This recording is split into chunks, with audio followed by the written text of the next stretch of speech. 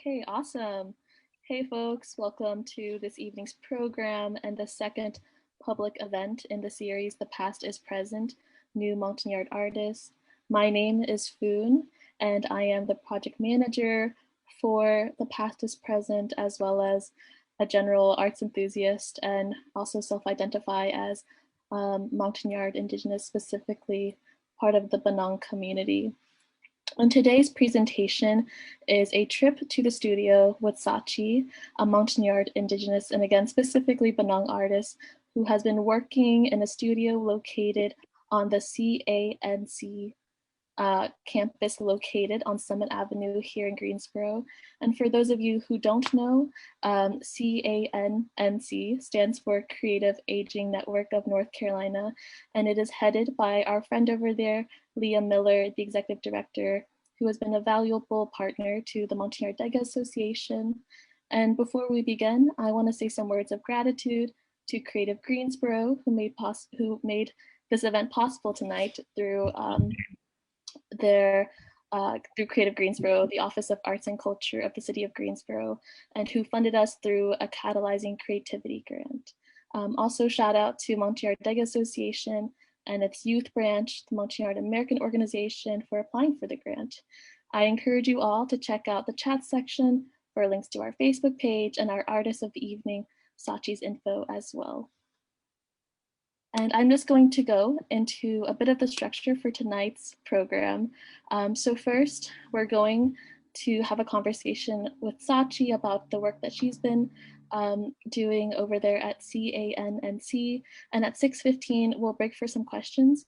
If you'd like to use the chat feature to ask questions or make comments, we encourage you to. We also invite our live questions on camera at that time too.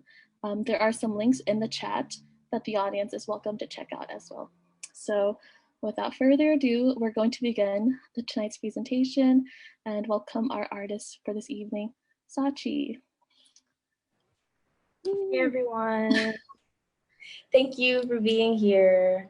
I wasn't expecting this many people, honestly, but I'm really happy to see this amount of people come through.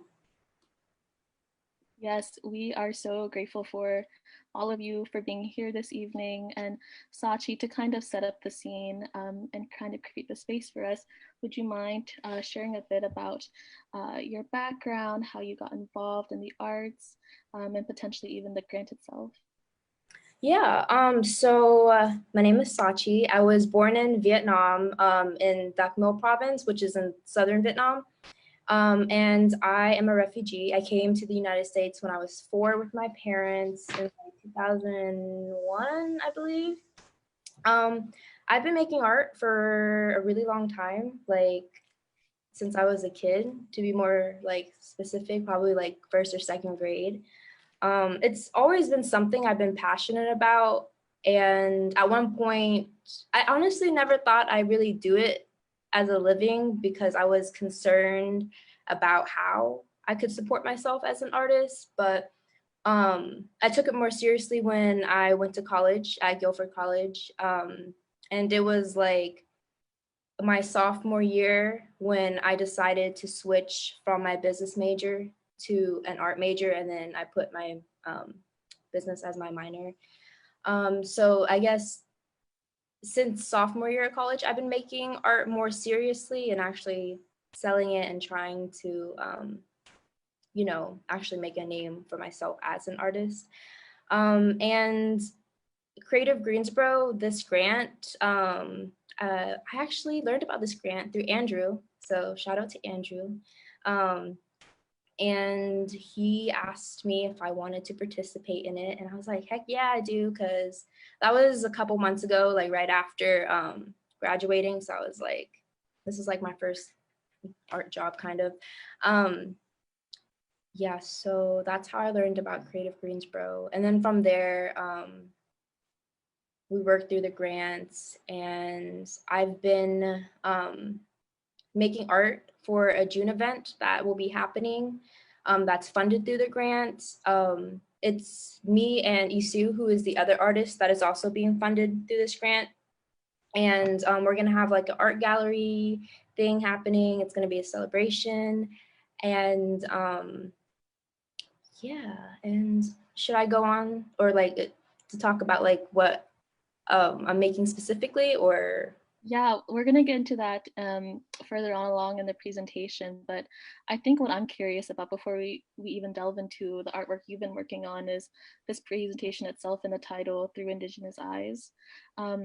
Could you talk about what it means to be an Indigenous person and share a bit about that experience for you? Yeah, so I've recently, okay, so being Indigenous for me is pretty new. I think I haven't always embraced this side of me. Growing up, I didn't even really know I was Indigenous. I just knew I was from Vietnam, and it was I was very confused about my cultural identity, if, you know, because Montagnard people, we are a minority within a minority. Not many people know about us. So when I found out, or I learned that I was Indigenous, I didn't really know what to think. I was thinking about other Indigenous people, like Native Americans or in other parts in different countries. And it's all so unique and fascinating, and somehow we're all super connected in those ways. But for me, being Indigenous it's great. I love it. I mean, I don't really know how else to describe it, but it's reflected in my art, and I say through Indigenous eyes in my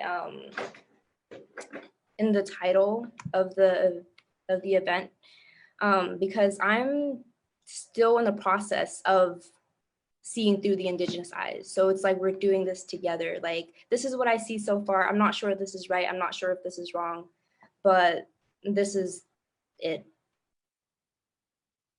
Yeah, I love that expression of like, this is how you currently view yourself and your world and your experiences from the past as well as the present. And I think that what you just said, as well as about accepting that identity of being Indigenous and the tension that you go through, because, you know, growing up in the US and growing up in the families that we grew up in, there were just so many different tensions you had to fight through, so many different layers that you had to climb through to kind of understand and accept your identity. And I think another thing was, you know, our parents were very protective of the way that we showed ourselves and the identities that we took on. And for them, being Banong or being Montagnard, being Indigenous, was not a good thing. It was what led them to persecution. It was what led them to violence. And I think out of almost protective necessity, they didn't want us to really delve into that identity so much, Mhm. or claim that identity. And so I definitely understand that tension, and love the explanation of how you see this is just your current perspective, but it's going to change. And as you develop your lens, it's going to change. And so it's also really exciting to think about what your Indigenous eyes will see in the future. Yeah, absolutely. And now just talking about your training and kind of the techniques that you've been introduced to, you know, I guess you may consider yourself as a contemporary artist. Do you have anything to say about how maybe those contemporary practices um, either kind of are aligned or kind of also create that tension with traditional arts and crafts? And maybe Yeah, how you reconcile it within your artwork as well, if that seems relevant. yeah. I am a contemporary artist, but contemporary just really means like in this era. And a lot of my art is actually like the style is influenced by the modern era of art. So it's like if you think about like Paul Sinak's time. I don't know if people know artists like that. Maybe I should say an artist more people know, like Frida Kahlo. Like that's modern era art. Okay, so contemporary is now.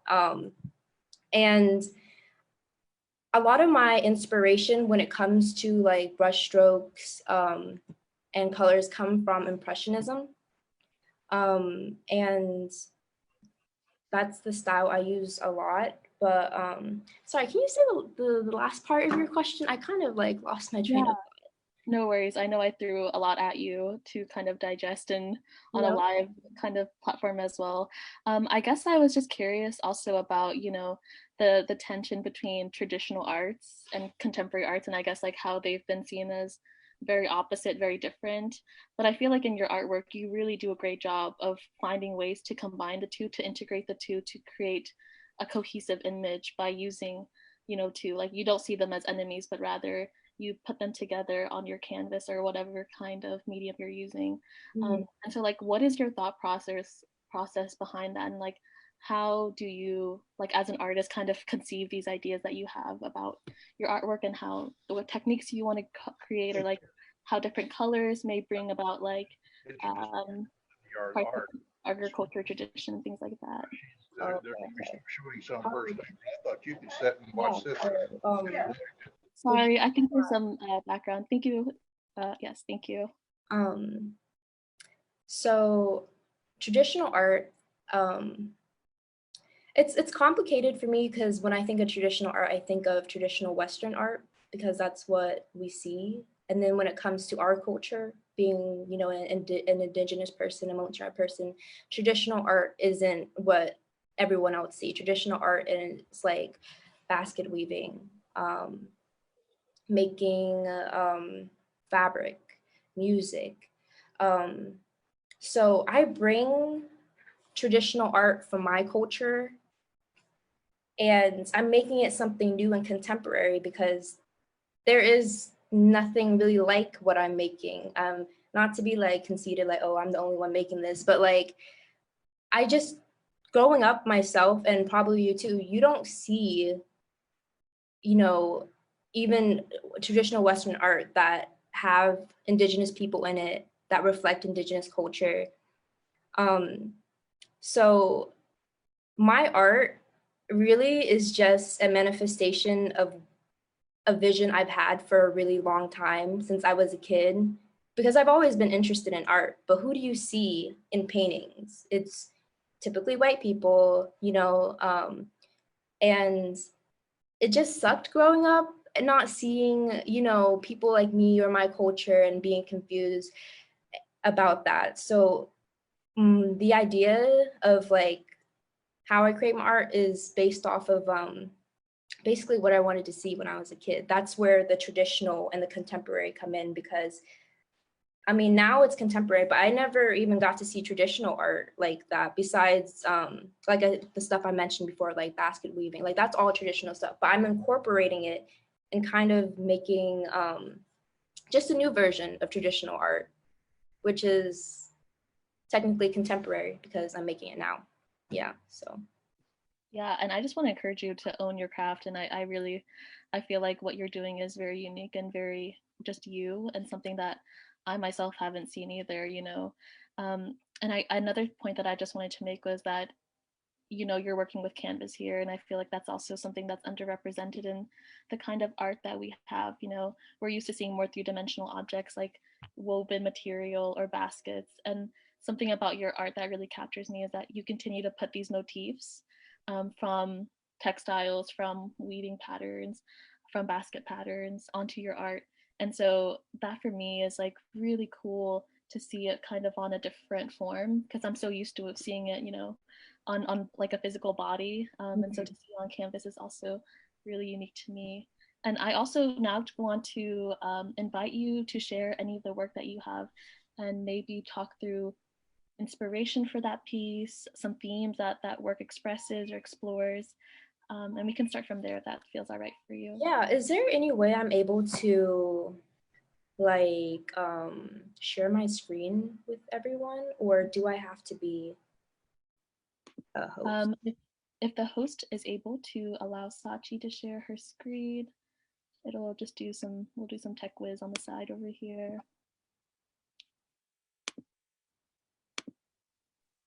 Let's see if Leanna's there. She's got the host ability. She would have to switch it over to Sachi so that she could control it. So if Leanna's there.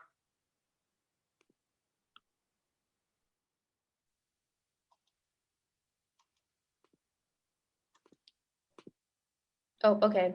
It says I'm the host now. Wonderful. Okay, let me do this.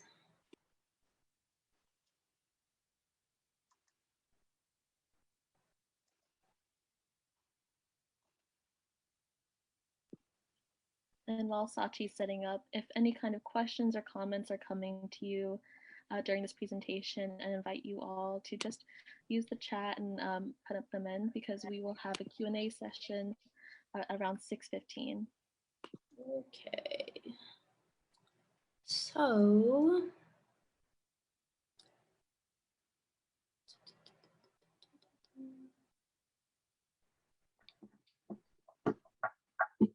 you guys see the painting, right? Yes. Okay.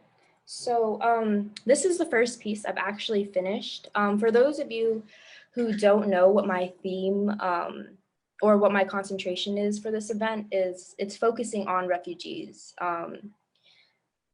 Specifically, my group that came in 2002, which was like a group of like 900 people. And a few months ago, I made a Facebook page where I asked people who were refugees if they could share their photos with me from either the camp or your first few years in the United States. Because I wasn't really sure what I was gonna do. All I knew is that I wanted to collect a bunch of pictures, and I knew that I wanted to focus on refugees and that experience. And then I find myself kind of gravitating to like children in refugee camps, because I myself was one. And, you know, a lot of my friends were, I was like 3 at the time. And I just kind of was like, wow, I don't remember anything. I mean, obviously trauma, you block out that memory, but you know, when you're a child, the way you perceive the world is different. I still have memories, and for some reason, even though the memories were in a dark place, it all is like super bright, you know, like in the memory, or like a dream. And so this painting is actually,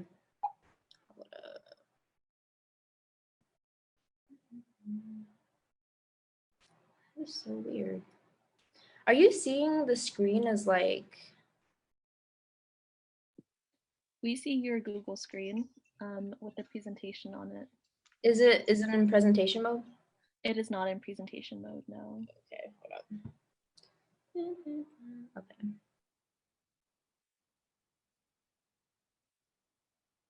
Okay. It's in presentation mode now. So this is of this photo. Someone sent this in, I can't remember exactly, but I thought it was very beautiful. And it's just so amazing to me that I think out of everyone, children can make the best out of a situation because of their young mind and their ability to make things fun and, you know, imagine just, I don't know, like, I think it's a very pure picture, and I like the colors. And when I was creating this piece, I was just thinking, like, what would a child think? You know, it's like they all seem very happy.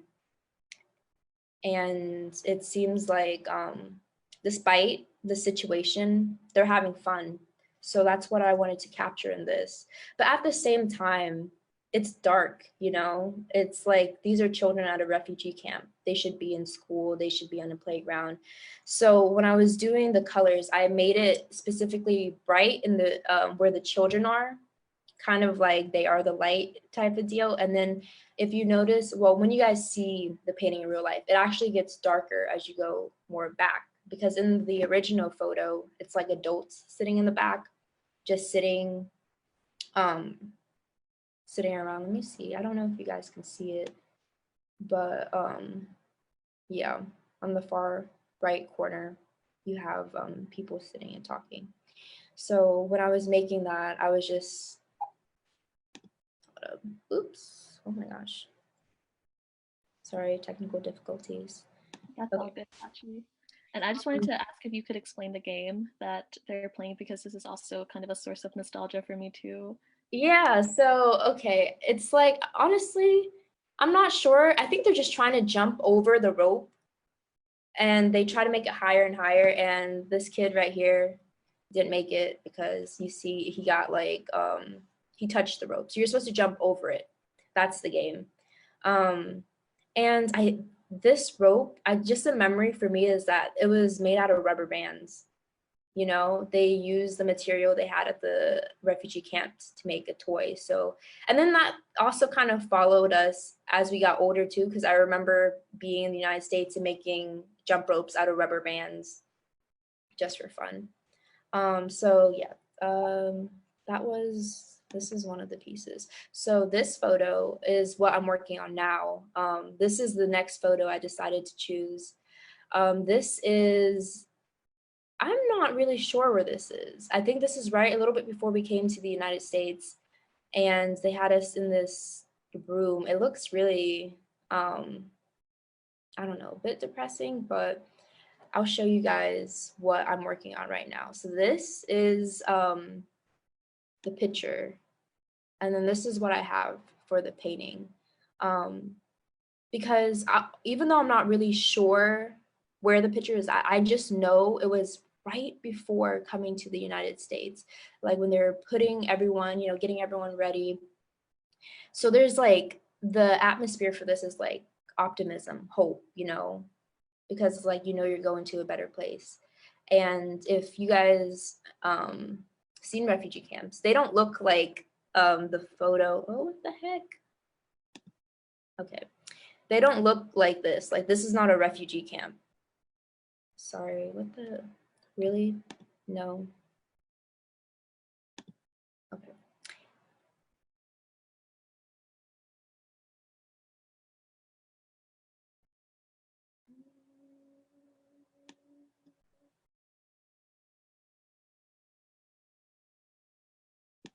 We can see your Google screen again, Sachi. It's just not in presentation mode yet. Okay, sorry. No, you're fine. Thank you. Yeah, so this is what this photo is. I can actually show you guys all the photos that I got.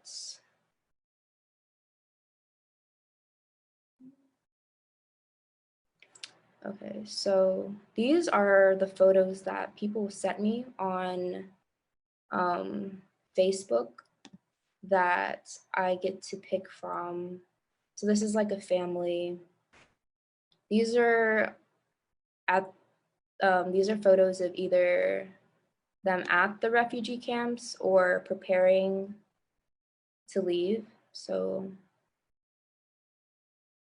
I love seeing these photos. I think they're very beautiful. And this is one, this gentleman was one that sent that other photo, but this is like a close-up of what the living situation was like. Children. And then the workers. Yeah, but I got a lot of great photos. And what I've just been doing is, I don't know, just picking from them. I don't ever follow like the actual image. I mean, I try to get as much like similarities to it, but when I paint, it's really based off of like the emotions I feel, and everything is really random. I never know what the painting ends up looking like at the end. There's never a plan. Even the colors itself, like even people will be like, oh, do you at least pick out the colors ahead of time? No, not really. I just go with the flow. And I'm not even sure how I got like I don't know, the tiles for this particular painting. I had no idea it was gonna look like that, and I loved it, and I just kept going with it. But yeah. Yeah, one thing that keeps coming back for me is like this mentioning of like feeling, and just like how you just feel a certain emotion when you look at a photo and you can't really describe it, but it just like makes sense for you, or it just feels very clear for you to kind of have that as your muse or inspiration. And one thing I wanted to say about even you beginning the process of thinking through what you wanted to do was creating a Facebook page where folks could and were invited to share photos of their refugee experience. And photos are very, for me at least, a very scarce thing because my parents didn't have cameras and a lot of like my childhood wasn't documented. And so when I have like a photo of myself as a child, I treasure it because it's a very special occasion that a moment like that would even be captured, because we didn't have access to those cameras, or just like, you know, how like how it was developed, and then to be able to like be in someone's hand. And so sharing, folks being able to share photos that maybe they had hidden in their photo album in their family's home, and being able to have a platform for them to share with others, was really cool, because a lot of, like, for example, these guys over here, they're all grown now, and for them to like see themselves as children again, I think was really grounding for a lot of people, and really brought us back to like, oh my God, we were in a refugee camp together 12 years ago, 12, 15 years ago. And who would have thought that life would look like the way it does now? Right. Yeah, but these are just some of the photos. And I want to incorporate as many of the photos as I can. Only a few of them will be paintings like the ones that I've showed you guys, but I'm a mixed media artist, so I use different like mediums, and I like to do collages. So I'm hoping to make something where I'm able to use all the pictures so that everyone can be part of it, or like everyone who sent in the pictures, you know. But yeah, I think this might be the last photo. There's a lot of photos. Actually, that was the last photo. Yeah, and there's me. And there's Sel. Sel's in here somewhere too. Yeah. You can't miss it with the haircut. Not that haircut. Maybe a TMI moment, but I'm pretty sure everyone, all the children in the camp had to get those haircuts because of lice. And so everybody was rocking the bowl cut, and it's sometimes hard to distinguish who's who, apart from like, okay, those cheeks look pretty chubby, so it must be that person, and those eyes. You're right. I was wondering why everyone had a bowl cut, and I was like, that's so interesting but it's not just like us at the refugee camp. I just feel like a lot of children had bowl cuts. I don't know, it was just a thing, but yeah. Well, is this something that you're going to be exploring in your art, Sachi? Is there going to be, a deep dive into children and bowl cuts, into what? I'm feeling inspired now, so maybe we can. And Sel wrote in the comment that her sister had to shave her head. Yeah, let me go back to the slideshow. But really, it's just these two. But right now,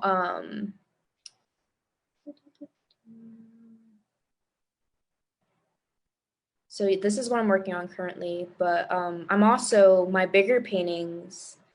So we did a shoot. These are the 3 main photos that I ended up liking that I'm going to be painting. I don't know if I'm gonna do all 3, but some themes that I like to explore in my art is religion, and just my relationship with religion, and like, my upbringing and whatnot. So if like the first photo is actually, we tried to replicate a famous statue of like Jesus dying on Mary's lap. And that's Self too, by the way. And so I was just exploring that theme because Christianity is really big in our culture. And I was just kind of bringing our cultural twist to it just to see. This one, the first photo, I would say is a much nicer representation of how I feel about religion at times. And then the middle photo is just about femininity, the beauty of an Indigenous woman, and just the beauty of the patterns that we get to wear, and the baskets and all that. And then the last photo where I look like this last photo, I'm gonna do more with. I didn't have all the props that I needed to get the idea I wanted out of it, but that one's just gonna be a surprise. So yeah, these are what I'm working on. I've already started like the outlines of them. Honestly,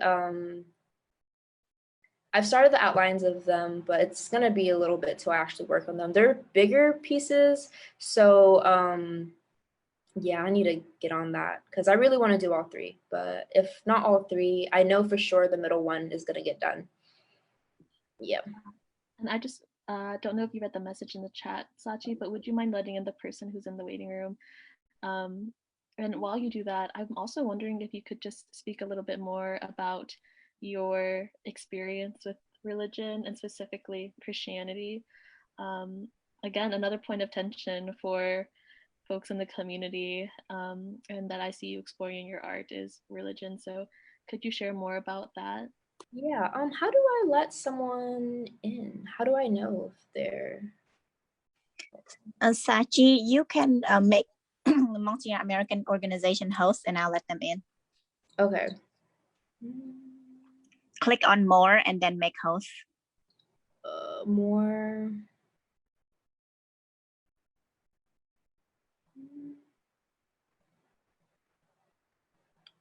Where I'm not seeing where it says make host. Hold up.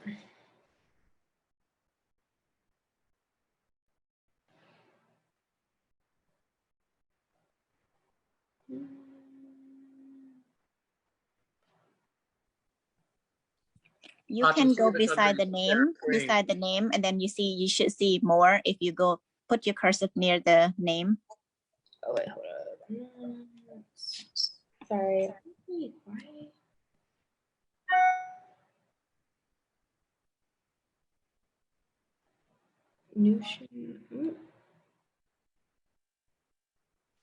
Let me stop sharing for a moment. Hold up.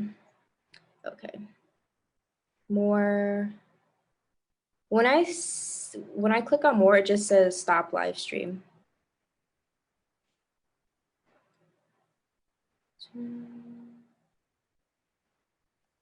It's okay. You guys keep going. You're good. It's fine.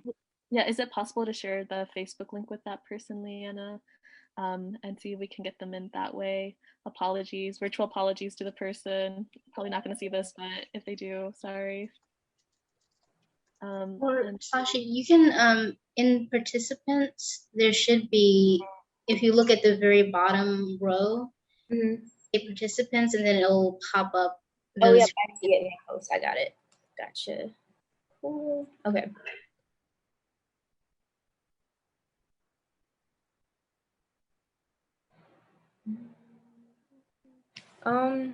Sorry, Phun, what was your question? Yeah, I just was hoping you could say a bit more about religion in your artwork, specifically some of the photos. You know, it's depicting these scenes from, you know, this Christian perspective, but the folks are wearing traditional clothes.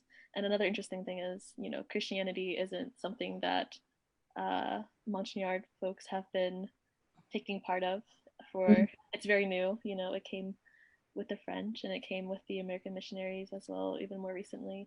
So I think it's just an interesting thing to kind of combine the two. And I guess, I don't know if juxtaposition is the right word here, but it's the one that's coming to mind. And so could you talk a bit more about your, you know, experience with religion and specifically Christianity?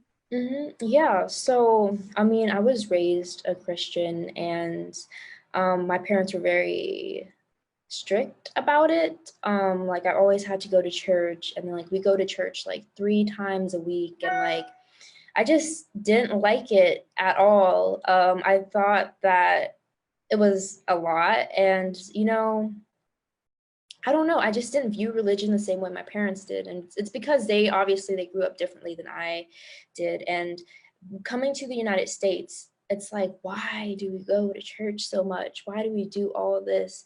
And as an adult, I understand now that the church was a sense of community growing up, because we didn't have like the outside of church anywhere for other Montagnard people to meet. And in that, when it's that way, I've found just church being really toxic, you know, but I learned to view religion just differently growing up. Like I wouldn't say I'm a religious now. And then I think about when I was in college and I was learning about just when the French came and missionaries and all this, and I was learning about my culture, and I was understanding like, oh, so our original religion was, you know, worshiping like the spirits in the trees, like everything has a spirit, you know, treating the land well, and you know, every so often a sacrifice. But yeah, and I thought it was very beautiful, and I don't know, I just I've always felt like Christianity was just never it for me. I just felt like it was just a tool that was used on our people to get them to behave a certain way. It's just my I would say I'm definitely more spiritual now. But I don't have anything against like people who are religious or who are Christians. Like, you know, that's absolutely like their path. And you know, my dad, he's a pastor, you know, so like maybe that's why I kind of, you know, have that experience with religion, because, you know, he wants me to just be as religious as he is, but that kind of just pushed me away even more. And that was just always an internal struggle of mine, was like, my parents are super religious, my dad's a pastor, and they want me to be like this pastor's daughter, or like they want me to be religious too. They want me to carry on religion in the United States as well, you know. And yeah, for me, it wasn't like that. They're very accepting now. They don't really care too much that I'm not that religious. But in my paintings, a lot of it is just like inner conflicts about how I feel. Because for when growing up, like I said, I wasn't religious, but I didn't know what to have faith in. So there was always like, I don't know, just a struggle with that. And I think the reason why I incorporate religion into my paintings, because my art is inspired by my upbringing and my culture, and religion and Christianity has a lot to do with our culture, a lot to do with why we're here now, a lot to do with like how we live now. And it's really important to bring that, because if you're going to understand the Montagnard community, you have to understand that religion is a really big part of it. And so that's why in the photo shoot we did, when we did the Mary and Jesus statue pose, that was more of the good side of religion that I see. Like, there's beauty in it, like, you know, some stuff, there are some points that the Bible makes, you know, but at the same time, I just I don't know, I think about like how religion came to us, how this religion comes to us. So there's that thought too. And I kind of, I kind of want to go back to what it was before Christianity. I would not want to go back, but I want to learn more about it. It was definitely more spiritual. I think right now I'm definitely on a more spiritual path than a religious path. So, yeah. I think it's really cool to see you kind of reclaim these different narratives. Again, like coming back to through Indigenous Eyes, like how now, you know, 2021 Sachi is reclaiming these narratives about, you know, being a child in a refugee camp, reclaiming narratives about being a Christian woman or what that means, you know. And I got like, are there any other narratives that you're challenging through your artwork or through this grant? Like, what other narratives are personal for you that you are confronting and kind of challenging through your artwork? Yeah, so let me think. Besides like religion, there's definitely exploring themes of challenges with cultural identity that I look into, and just childhood trauma and healing that trauma are some themes that I look into in my paintings. Just being an Indigenous person. Yeah, I mean, I just feel like I don't really explore like one particular theme. Like I do a lot of, I explore a lot of themes relating to what I go through, if that makes sense. Yeah. Sorry, I hope that answered your question. Oh, that does. I feel like it's hard to capture sometimes because like, you're going through so many different kinds of narratives, and as you grow older, I guess like a lot of unlearning happens, and a lot of you know, I guess hopefully you're getting closer to an understanding of yourself and how a lot of the times that sense of self is attached to something else that has been told, and so unlearning it and reclaiming it are like really important steps. And that kind of brings me into an audience question that was asked from Melina from Facebook. And her question is, how has your art reflected your own personal monologue on life and experience as an Indigenous person? So I would say in my art, I'm definitely more proud of like from the outside, you can't really tell I'm like, well, I mean, you can, but like, it's just not obvious to people that I'm an Indigenous person. I'm Benong, like this, I'm Montagnard. But in my art, I'm just like, I want to make it loud and proud that I am this, and this is my culture, and you're going to see it, and you're going to learn what this is. And like, what is this, a basket? It's like, yeah, it's a basket. And, you know, I just, through my art, I want to literally just throw my culture at it, you know, put us on a map. And sorry, I'm reading her question again. How does your art reflect your own person?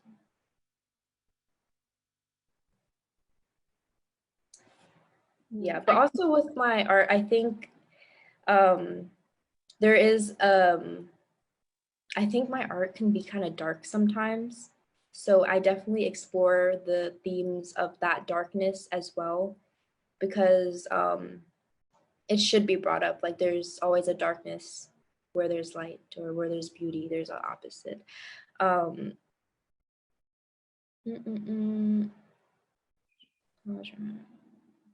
think that answers it. Yeah, I wonder if you, this is kind of a hard question too, but you know, talking about being loud and proud about your identity and just like throwing in people's faces, because for so long, like we've also denied ourselves that opportunity to really embrace ourselves and be like really claim that identity. And so when did that really start? Is there a moment, is there a season of your life that you can kind of take us to where it felt like you were really coming into that identity, where you were really embracing, all right, I am Indigenous, I am Benong? Yeah. Yeah, for sure. So I guess I'll start by telling a little story. So like, okay, obviously growing up in the United States, I didn't really understand what I was, or like, I knew I was Benong, Montagnard. It was just very confusing, because when you don't learn about who you are, you just are in this world not knowing. And I would say I was Vietnamese, obviously, because it just was easy. And like, you would think like I talked to my parents about it, but like me and my parents, we had somewhat of a language barrier growing up, you know, because I was 4 at the time we came to the US, and they didn't know any English. And then later I was put in school. I was put in school early, so I was starting to learn English really fast.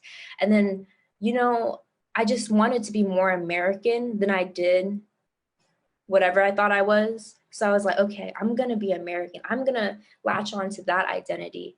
And that was a bit damaging in some ways, because I ended up like as like a kid growing up, I didn't speak my native language that much, because I was stubborn. Like I wanted my parents to be more American, and I wanted them to speak English. And it wasn't until like, it was just for a long time, I felt kind of embarrassed about my culture, because no one knew what it was, and I didn't even know what it was. And it wasn't until like high school, like senior year of high school, that I decided to explore my culture and identity.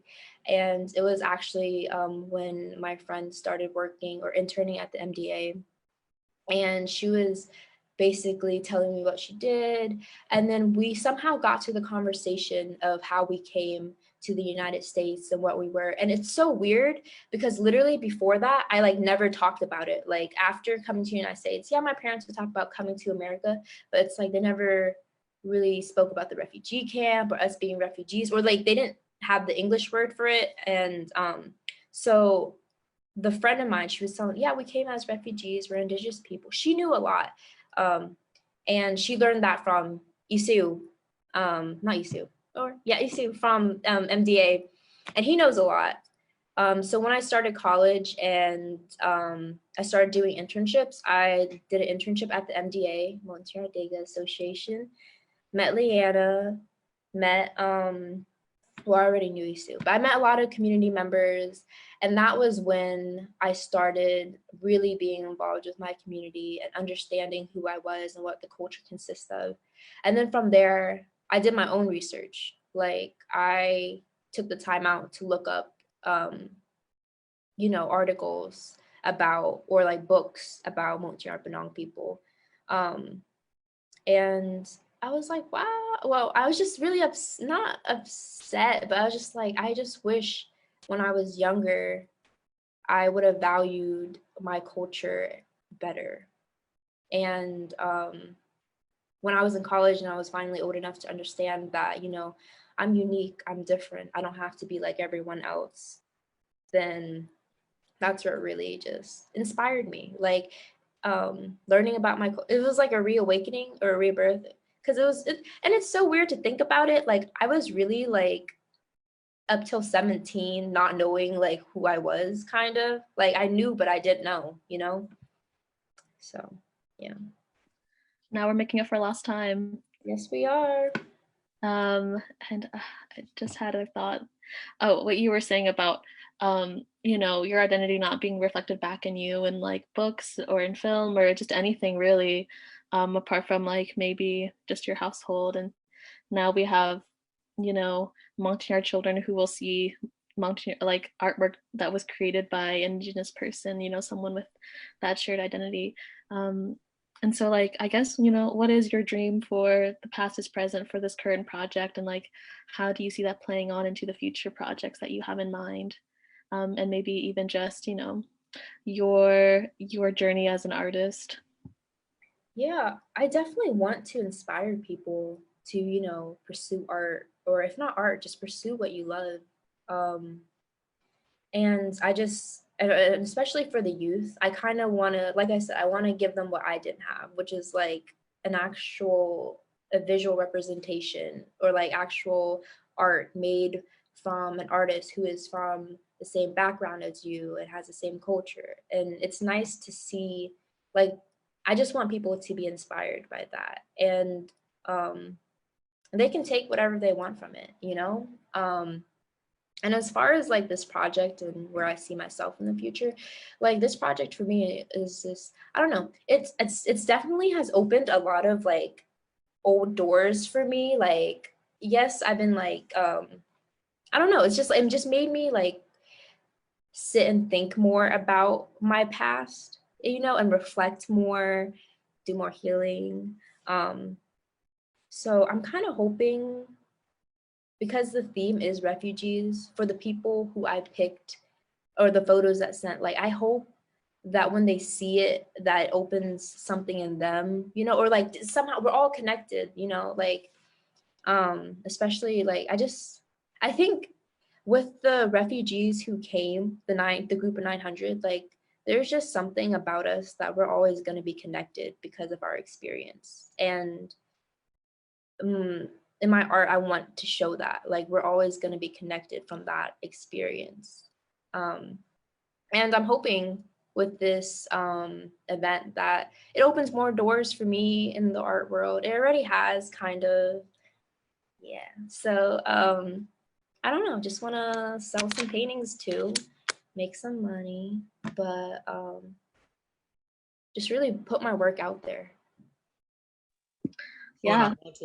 I just want to interrupt and say that we are running out of time, but I want to make sure that if there are people who want to get on the microphone or to do their video camera thing and ask some questions, that would be really great. We don't want to make sure that people get an opportunity to take advantage of this Q&A time. So I'm kind of just blabbing on here. but I'm hoping that some people have some questions lined up. Yes, absolutely, please. We invite you to feel safe and comfortable to unmute, ask a question. There's always something to be learned. No question is a dumb question.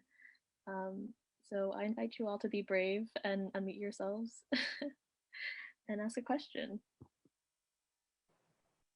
I'm going to kick it off because I'm hoping that some other folks who I can see there who should be asking questions will ask a question.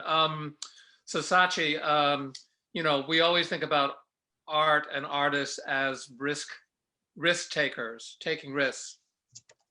And, you know, I think you've talked about a lot of amazing things. So I'm deeply appreciative of that. Can you say something about being an artist and the role maybe that you feel you're in? You've talked a lot about that and giving back to the next generation and everything, but can you say something about the risks that you feel like you're, you know, getting into, or can you say a little bit something about that? Yeah, absolutely. When you're an artist or when you're pursuing any creative career, it's like, I don't want to say it's hard. It is hard because you always have to kind of stay optimistic, have faith in yourself, because there are definitely going to be people who are going to be like, can you make money out of that? Or are you sure it's just not a hobby, this and that? And for me, like, that's why when I first went to college, I didn't major in art because I just thought it was too risky. And that's what I came into Guilford as a business major with an art minor, and then it completely flipped by the time I graduated.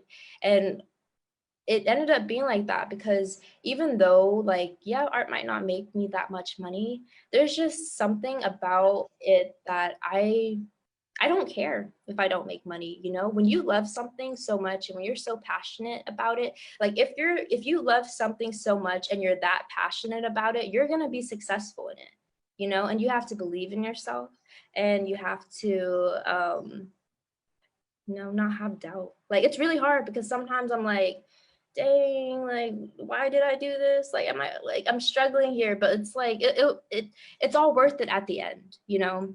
Mm-hmm. And it's like, I would rather be broke doing something I love than miserable doing something that gets me by. And another thing is that, I was literally in a refugee camp. Like, that's not rock bottom, but that's, you know, like, I've struggled. Like, I can struggle some more. That's like not a big deal. Like, I'll struggle for another 10 years just to do what I love, because I know I can be successful in it. And I think every artist needs to have that mindset, because the reality of the reality of your life is how you think. So you got to think, like, you got to think you're capable of doing what you want to do. If you can envision it, you can do it. And like, for me, that's very true, because I didn't have an art studio a couple months ago. I was making art out of my bedroom for like 10 months since graduating.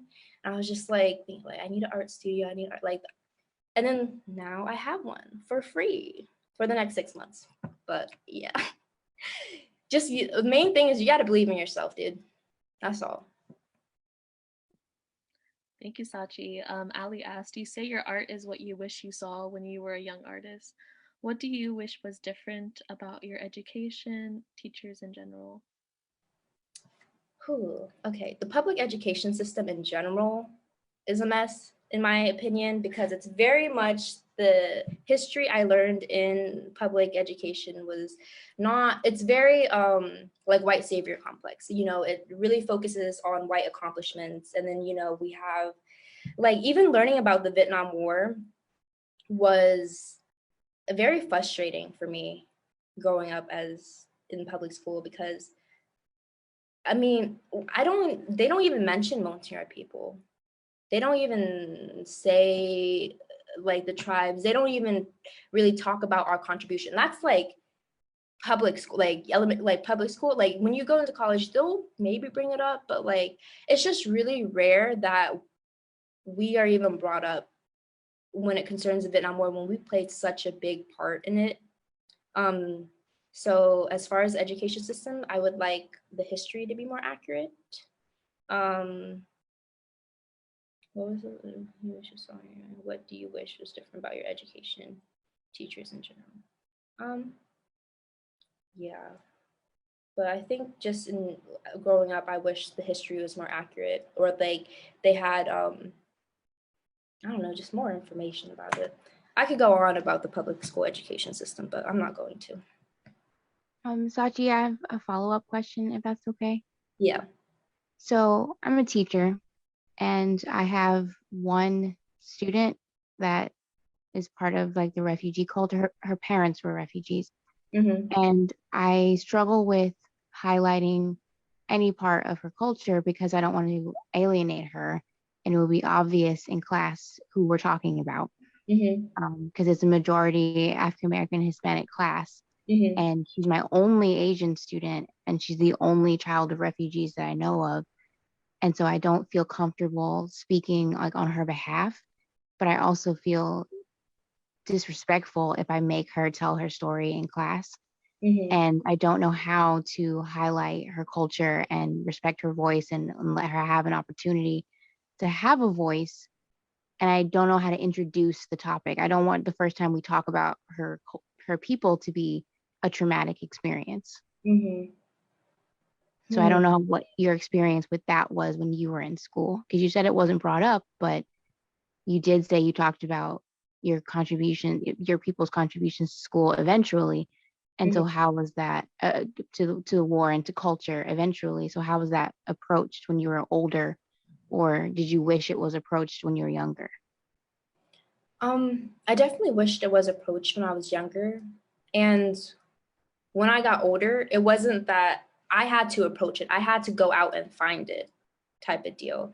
So for your student, where is she from? Her mother is from Laos and her father is Vietnamese. Oh, okay. I don't know. Let's see. I think this is actually I'm trying to think about when I was a kid and what I would have wanted. And honestly, I would have loved to share, like, if you give her the space to talk about whatever she wants to talk about, like, don't give her like points to read. Just, I feel like she'll be comfortable talking for herself if you just give her the space and the stage to do it. She'll know what she wants to talk about. She'll know what she won't want to talk about. And yeah, that's all I gotta say. Thank you. You're welcome. And we're just about to wrap up. Sachi, could you briefly answer whether you've engaged in other art forms beyond painting and 2D art, and what other art forms you envision yourself exploring? And then we're going to wrap up tonight's presentation. Okay, there's also one more question after that, but I'll try to make it quick. You want to answer that one as well? Yeah. Briefly, what pieces of art drives out the most emotion from you, or make you sit back and really feel glad that you chose this route? So outside of like painting, I do printmaking and drawing, and I don't really do too well, not really. I envision myself continuing as a painter mostly, but most of my paintings will incorporate you know, my prints. I would love to start doing more mediums on one canvas. And I never I'm always open to like exploring new things. So I honestly don't know what is up for the future. I'm open to trying a lot of things. So yeah, there's no limit. And then the other question, what piece of art drives out the most emotion and that makes you sit back and really, I think the painting that drives out the most emotion, like the first ever painting that drove out the most emotion for me was my ox painting. It's called Crying Ox, and it is basically a reflection of how I feel about my internal struggle of like being an American, but also having this other identity. And I say that is the one that brings up the most emotion because that was when like I really started, that was like a year and a half ago, and that was when I really started like questioning just my childhood and what I've been through, and like realizing that some of the things were not okay, but yet I was so strong to have gone through it. Yeah, I mean, honestly, all my art that relates to my culture always brings a tear from me, because it's like, I don't know, it's just good to see it like out of my head onto like physical form. But yeah, like even the paintings I'm working on now with the refugee camps, they're definitely like, I look at these pictures and they're so sad, and they make me want to cry. I can't really look at them for too long. That's why because it's just so sad. But when I do the paintings, I'm like, but here's the beauty in it. So there's that emotion too. Yeah. And on that note, we hope that there are a lot more questions and ideas that are popping into people's heads. But it's always a good thing to leave people with more ideas and things that they want to talk about, and they can continue that with you. But I'm going to throw this back to Phun to kind of wrap it up. I just want to say, Sachi, this was, for me, very amazing to hear you talk about this stuff. And I do want to talk to you later on about it, but we need to wrap. Phun, it's back to you. Yes, all right. Well, I just wanted to also say thank you, Sachi. And as a viewer of your artwork, I do feel those emotions, that the inspired, connected, validated emotions that come up. So if you have more questions for Sachi, we invite you to check out her website or go on the Past is Present on Facebook, and feel free to connect over there on that platform. We would also like you to stay tuned for our next event in the series, which is happening March 19th from 5:30 to 6:30, and we're going to be chatting with Sachi's colleague and a fellow The Past is Present community member, Isu. And you can find the latest info on the Past is Present Facebook page, which we can also put into the chat. But we wish you a wonderful rest of your evening. Thank you for spending your Wednesday with us. And thank you, Sachi, for sharing your heart and your art with us. Everything you said was just beautiful, and I really appreciate the time that we shared tonight. So thank you all for coming. Yeah.